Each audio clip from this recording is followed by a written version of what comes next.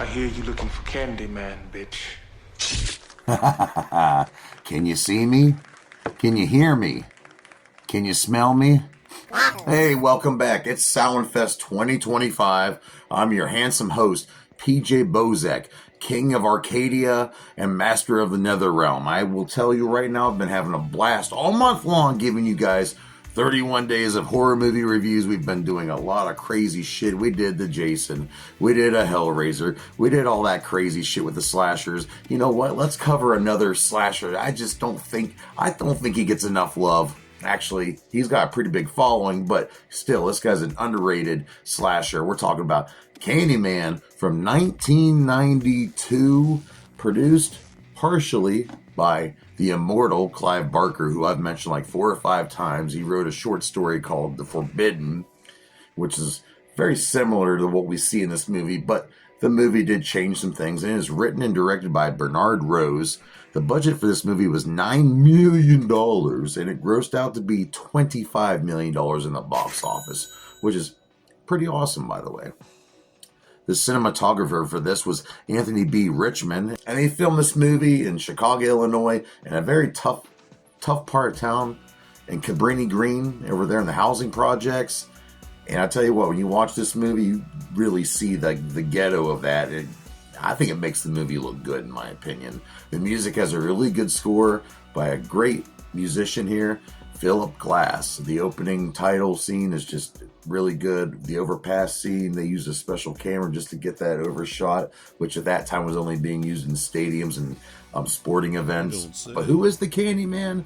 This guy with the hook, who is he exactly? It's about this urban legend there in Chicago about this guy. If you look into a mirror and say his name 5 times, Candyman pretty much appears behind you with a big hook and slashes you right in half and freaking leaves you for dead. And then over in college, we have this girl named Helen Lyle. She wants to make a thing about urban legends. So she wants to do a research paper about the Candyman, and she gets involved. And boy, she probably shouldn't have gotten involved. And we get to see some really great action by the horror icon, the late great Tony Todd, who plays the Candyman perfectly. And he even came up with some of the lore behind Daniel Robitaille, the poor Candyman, who, if you want to know even farther, the reason Candyman is the way he is because he was a black man who was a really great artist. Just everything he drew was beautiful. And the white man was willing to give him a pass, of course, assholes. But he fell in love with a white woman, and they didn't like that. So the town pretty much persecuted the Candyman. Cut off his arm, covered him in honey, and he was pretty much stung to death. Yeah. Pretty freaking horrible. Okay, but who's starring in this movie? We have some great actors and actresses. We have Vanessa Williams playing Anthony Marie McCoy. And she has baby Anthony, who gets abducted in this movie. We have Cassie Lemons playing Bernie. We also have Xander Berkeley playing Trevor Lyle, the husband. And Virginia Madsen playing Helen Lyle. And like I said, she just wants to have a really good paper. She's in college, and she's good friends with Bernadette. They go down to the ghetto, try to get some answers. Not good for her. And she has to, of course, look in the mirror and say the whole damn Candyman thing. And then after that, he approaches. And Tony Todd, playing the Candyman, like I mentioned earlier. And he does this so damn good. They originally wanted Eddie Murphy to play the Candyman. Ow. And then there's also a really cool cameo in this movie. I like to mention him every time I see him in a movie. We got Ted Raimi showing up as this greaser who gets whacked in the very beginning. This is what spawned some sequels. In 1995, we had Candyman, A Farewell to the Flesh, which is okay. You get to see more of the backstory about Daniel Robitaille. And we also have Candyman, Day of the Dead, 1999. Not good. Then we have the Legacy sequel from 2021. Yeah, 2021, Candyman. And that's a good movie. It's a really good movie.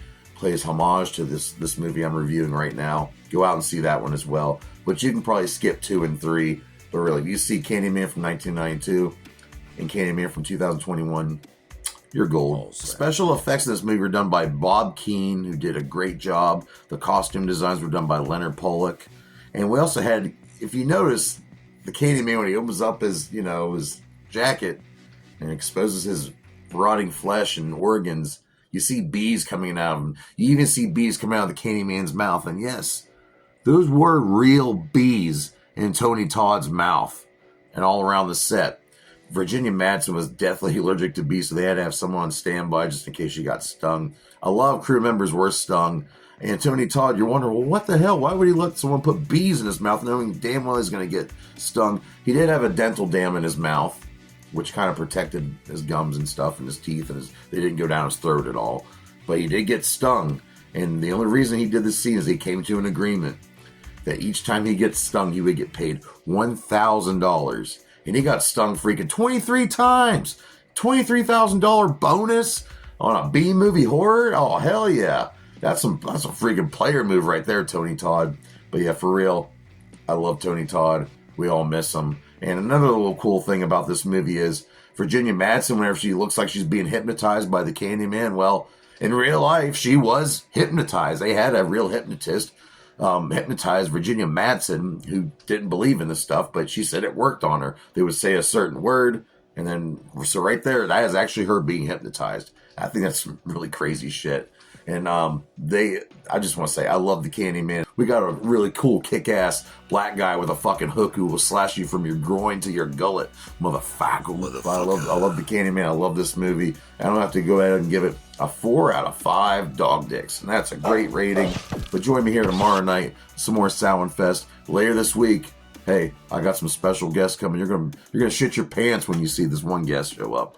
But until then, feed your kids, pay your bills, take care of yourself, ignore the negativity, carve a pumpkin, eat some candy, and happy Halloween, bitch!